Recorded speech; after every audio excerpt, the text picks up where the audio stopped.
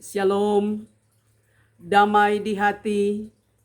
Apa kabar Bapak Ibu Saudara-saudara? Saya percaya berkat Tuhan menyertai Bapak Ibu Saudara dimanapun berada. Dan kiranya akan senantiasa bersuka cita dan bersyukur kepada Tuhan. Saya Pendeta Tirsa Tairas, Pendeta Jemaat di Gemim Sentrum Manado, menjumpai Bapak Ibu Saudara-saudara dengan kebenaran firman Tuhan melalui khotbah Natal. Karena itu sebelum kita membaca firman Tuhan, mari kita berdoa. Ya Tuhan Allah, Bapa yang kami sembah di dalam Yesus Kristus, kami sungguh bersyukur kepadamu atas setiap berkat yang kami rasakan. Penyertaan Tuhan yang begitu sempurna dan nyata, kami boleh ada sampai sekarang ini, itu karena kemurahan Tuhan. Kami umat Kristiani tidak lama lagi akan merayakan Natal. Kami percaya Tuhan, Engkau adalah Immanuel, senantiasa bersama-sama dengan kami. Engkau persiapkan hati kami, Engkau persiapkan pribadi dan keluarga bahkan persekutuan kami menyambut dan merayakan Natal. Karena itu kami akan merenungkan kebenaran firman-Mu. Kiranya firman ini memberkati kami semua. Di dalam nama Tuhan Yesus kami berdoa. Haleluya. Amin. Bapak Ibu Saudara-saudara, pembacaan Alkitab dalam kitab Yohanes pasalnya yang ketiga, ayatnya yang ke-16 berkata, "Karena begitu besar kasih Allah akan dunia ini, sehingga Ia telah mengaruniakan anaknya yang tunggal, supaya setiap orang yang percaya kepadanya tidak binasa, melainkan beroleh hidup yang kekal." Demikianlah firman Tuhan. Bapak Ibu Saudara-saudara yang kekasih di dalam Tuhan, kita sudah berada di penghujung tahun 2021 dan kita akan memasuki bulan Desember. Bulan Desember selalu identik dengan bulan sukacita. Karena di bulan Desember, tepatnya tanggal 25 Desember, kita akan merayakan hari Natal atau hari kelahiran Tuhan Yesus Kristus. Di mana sebagai umat Tuhan, sebagai orang yang percaya, ketika kita menyambut dan merayakan Natal, kita mempersiapkan segala sesuatu. Bahkan kita ada dalam kesibukan-kesibukan masing-masing. Entahkah melalui ibadah-ibadah perayaan menyambut Natal, tapi juga dengan kegiatan-kegiatan yang lain. Sehingga Desember menjadi bulan yang paling sibuk bagi kita. Kita mempersiapkan segala sesuatu. Bukan saja untuk hal-hal seremoni, ibadah-ibadah yang kita lakukan, tetapi juga ada persiapan-persiapan jasmani di dalamnya. Kita membersihkan rumah kita, menata rumah kita, menjadi kelihatan indah dengan dekorasi Natal atau versiran-versiran Natal. Ada pohon Natal di dalamnya dan lain sebagainya. Bahkan juga saudara, Natal selalu identik dengan baju baru, dengan sepatu baru, dengan kue-kue Natal, dengan juga minuman dan lain sebagainya.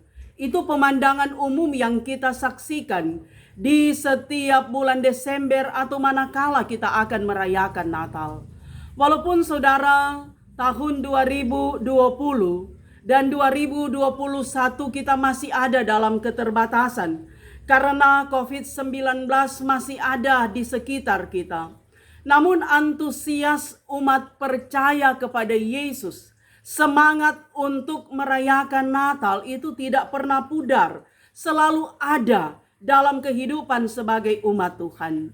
Nah, karena itu saudara yang kekasih, di tengah-tengah kesibukan kita untuk mempersiapkan hari kelahiran Tuhan Yesus dan merayakan hari kelahiran itu pada tanggal 25 Desember, maka ada firman Tuhan yang disampaikan bagi kita menjadi kekuatan rohani bagi kita sebagai orang yang percaya kepada Tuhan Yesus.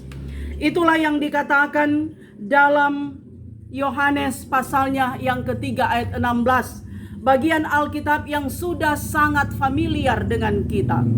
Dikatakan sekali lagi, karena begitu besar kasih Allah akan dunia ini, sehingga Ia telah mengaruniakan anaknya yang tunggal, supaya setiap orang yang percaya kepadanya tidak binasa melainkan beroleh hidup yang kekal.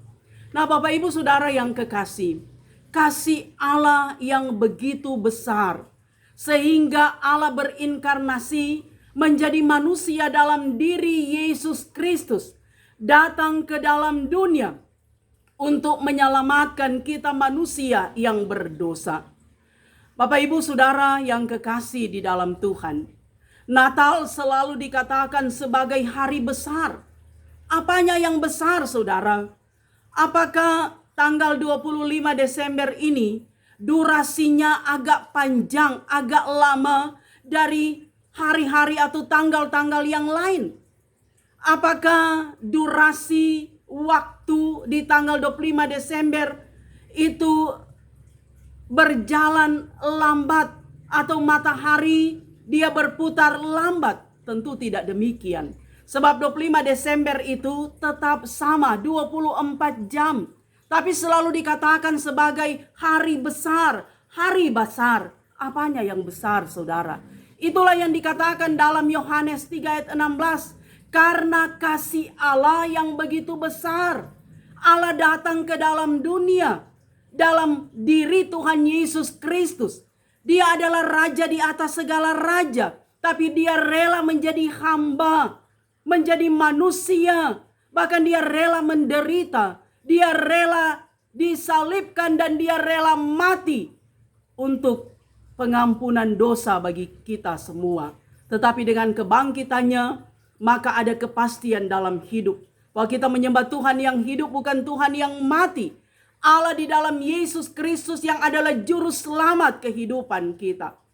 Saudara yang kekasih di dalam Tuhan, kedatangan Yesus ke dalam dunia itu sangat sederhana. Bahwa Alkitab menceritakan Yesus, dia hanya dilahirkan di sebuah kandang hewan. Itu berarti sangat kotor. Tidak ada persiapan apa-apa. Yang ada adalah persiapan hati dari ayah Yusuf dan Bunda Maria, yang menjadi sarana Allah hadir ke dalam dunia. Mereka begitu tulus hati mereka, sehingga walaupun Maria harus melahirkan di sebuah kandang, tetapi mereka dengan sukacita melaksanakan tugas dari Tuhan Allah, menjadi sarana Allah hadir bagi kita. Dan dikatakan dalam bacaan Injil bahwa Yesus dia lahir di kandang, hanya dibungkus dengan kain lampin, bahkan dibaringkan di tempat makan hewan, di palungan. Ini menandakan kesederhanaan, kepapaan. Padahal sekali lagi Yesus adalah raja di atas segala raja. Tapi dia rela turun ke dalam dunia menjadi manusia. Kelahirannya sangat sederhana, sangat papa. Tapi Yesus dia mulia. Dia datang menjumpai kita supaya kita manusia diselamatkan. Itulah kasih Allah yang begitu besar. Kasih Allah yang sangat luar biasa, yang ia nyatakan bagi dunia dan bagi kita manusia. Karena itu saudara, dalam kitab Efesus juga Rasul Paulus dia menulis dalam Efesus pasalnya yang ke-3 ayatnya yang ke-18 dan ayatnya yang ke-19 dikatakan, betapa lebarnya dan panjangnya dan tingginya dan dalamnya kasih Kristus, dan dapat mengenal kasih itu sekalipun ia melampaui segala pengetahuan. Aku berdoa supaya kamu dipenuhi di dalam seluruh kepenuhan Allah. Kasih Allah begitu dalam, kasih Allah begitu lebar, kasih Allah begitu panjang, kasih Allah begitu tinggi, dan kasih Allah begitu luas. Artinya kasih Allah itu tidak ada batasnya. Tidak ada ruang, tidak ada manusia yang dapat membatasi kasih Allah. Karena kasih Allah itu unlimited, tidak ada batasnya. Kalau kasih manusia itu ada limit, ada batasnya. Bahkan terkadang manusia berbuat kasih itu ada maksud, ada udang di balik batu. Tapi kasih Allah itu murni, kasih agape, kasih Allah itu tulus, suci. Dia datang untuk menyelamatkan kita manusia. Walaupun memang dalam kehinaan, walaupun dia harus menderita, walaupun dia harus disalibkan mati. Tapi itu semua dilakukan oleh Tuhan Yesus untuk keselamatan bagi dunia dan bagi kita manusia. Perwujudan kasih Allah di dalam dan melalui Yesus Kristus yang adalah Tuhan, Mesias dan Juru Selamat kita manusia. Itulah yang kita rayakan di setiap menyambut bahkan juga saat hari Natal 25 Desember. Nah, saudara-saudara yang kekasih di dalam Tuhan, apa makna kita merayakan Natal? Apa makna 25 Desember bagi kita? Apakah itu hanya sekedar perayaan? Apakah itu hanya sekedar seremoni yang diulang dari tahun ke tahun? Tentu tidak demikian. Karena perwujudan kasih Allah ia nyatakan bagi kita. Manusia yang berlumuran dosa, tetapi kita diselamatkan oleh Allah di dalam Yesus Kristus. Allah rela menjumpai kita dalam keberdosaan kita. Allah rela mengampuni kita, memberikan keselamatan bahkan hidup kekal bagi setiap yang percaya kepadanya. Karena itu saudara, Natal adalah kasih. Dan kasih itu harus diterjemahkan secara nyata dalam kehidupan kita. Dimulai dari komunitas yang paling kecil, itulah keluarga. Suami dan istri harus hidup saling mengasihi. Orang tua dan anak hidup saling mengasihi. Kakak beradik hidup saling mengasihi. Bahwa ketika suami istri hidup dalam kasih saling mengasihi, maka di dalamnya ada rasa saling menghargai. Di dalamnya ada rasa saling menguatkan, saling menghormati, saling menopang dan saling mendoakan suami istri. Sehingga menjadi suami istri yang takut akan Tuhan, suami istri yang hidup dalam kesetiaan kepada Tuhan, dan suami istri yang menjadi berkat bagi keluarga tapi juga bagi banyak orang. Kemudian saudara yang kekasih, ketika orang tua anak hidup dalam kasih, maka orang tua akan terus memperhatikan anak-anak, menyatakan cinta kasih yang tulus. Orang tua akan terus mendoakan anak. Bahkan orang tua akan protek terhadap anak. Baik anak-anak yang masih kecil, tapi juga anak-anak ketika mereka sudah remaja bahkan dewasa. Tapi juga ketika anak-anak kita sudah menikah, tidak ada salahnya bagi kita orang tua untuk mendoakan mereka supaya mereka hidup bahagia bersama keluarga mereka. Itu kalau orang tua hidup dalam kasih. Anak-anak hidup dalam kasih, pasti anak-anak akan menghormati orang tua, akan menjadi anak-anak yang penurut, anak-anak yang setia, anak-anak yang dengar-dengaran, sehingga menjadi kebanggaan di mata Tuhan. Itu ketika orang tua dan anak hidup saling mengasihi. Demikian pun saudara, ketika kakak beradik hidup saling mengasihi, maka itu di dalamnya rasa persaudaraan itu sangat kuat. Ketika kakak beradik hidup dalam kasih, maka tidak ada kebencian, tidak ada perselisihan, tidak ada pertikaian. Tapi yang ada adalah kasih yang begitu kuat mengikat sehingga bisa hidup rukun dan damai satu dengan yang lain. Nah, saudara yang kekasih, ketika kasih itu pertama-tama teralami dalam keluarga, maka makna Natal juga kedamaian, ketenangan, kebahagiaan, kesejahteraan itu akan teralami.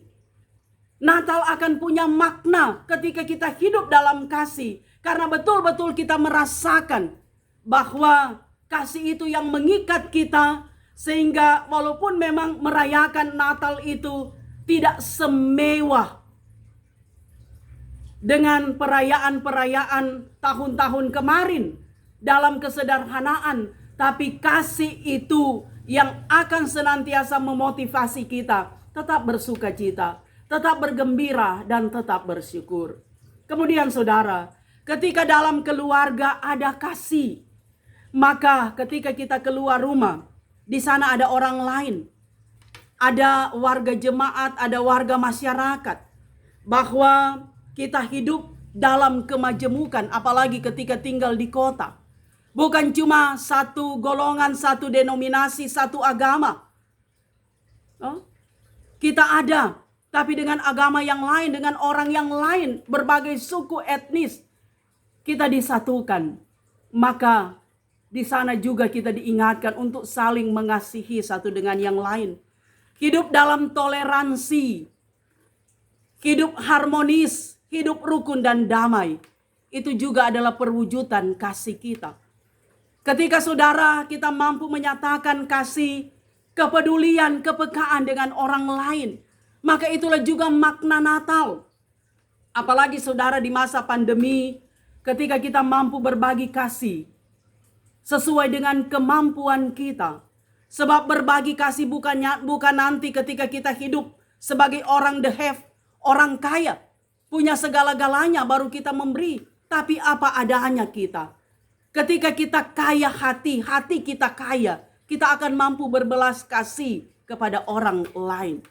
Sebab Yesus dia datang dalam kesederhanaan, datang dalam kehinaan, bahkan palungan, kandang, dan kain lampin itu menyatakan ketidakadaan apa-apa, kepapaan. Tapi karena kasihnya tulus, dia mampu untuk melakukan perkara yang besar. Itulah keselamatan, itulah pengampunan, dan itulah hidup yang kekal. Maka demikian pun saudara, kita yang merayakan Natal, mari Natal itu kita beri makna dengan kasih Kristus yang dimulai dari persekutuan keluarga, hidup suami istri, orang tua anak saling mengasihi, tetapi juga dengan jemaat, dengan tetangga, dengan masyarakat, dengan siapa saja kita berbagi kasih. Entahkah itu melalui diakonia, karena Natal juga identik dengan diakonia, tetapi juga sikap toleransi kita yang saling menghargai, yang saling menopang, yang saling menghormati satu dengan yang lain, sebagai tanda bahwa kita hidup rukun dan damai. Sehingga Natal punya makna yang luar biasa, yang dapat memberkati kita, sehingga kita juga mampu menjadi berkat bagi banyak orang. Tuhan menolong kita semua. Mari kita berdoa. Terima kasih Tuhan, Engkau ajaib dan Engkau luar biasa. Engkau adalah Allah yang berinkarnasi di dalam Yesus Kristus menjadi manusia. Karena kasih-Mu yang besar, Engkau datang walaupun dalam kehinaan. Dan Engkau menghendaki kami hidup dalam kasih. Karena itu Bapa, meteraikan firman-Mu untuk senantiasa memampukan kami berbuat kasih, baik di tengah keluarga, tetangga, jemaat, masyarakat, kepada siapa saja kami boleh berbagi kasih, menyatakan kasih Kristus, kasih yang tanpa pamrih. Tuhan, mampukan kami untuk dapat mengejawantakan kehendak firman-Mu. Terima kasih, ini kami yang berdoa. Dalam nama Yesus kami bermohon. Haleluya. Amin. Bapak Ibu saudara-saudara yang kekasih, demikianlah kebenaran firman Tuhan.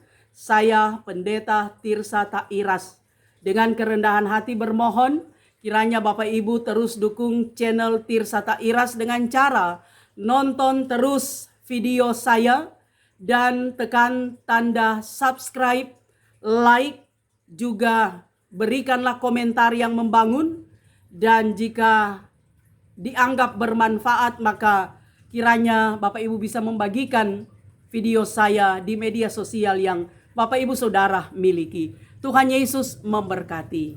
Amin.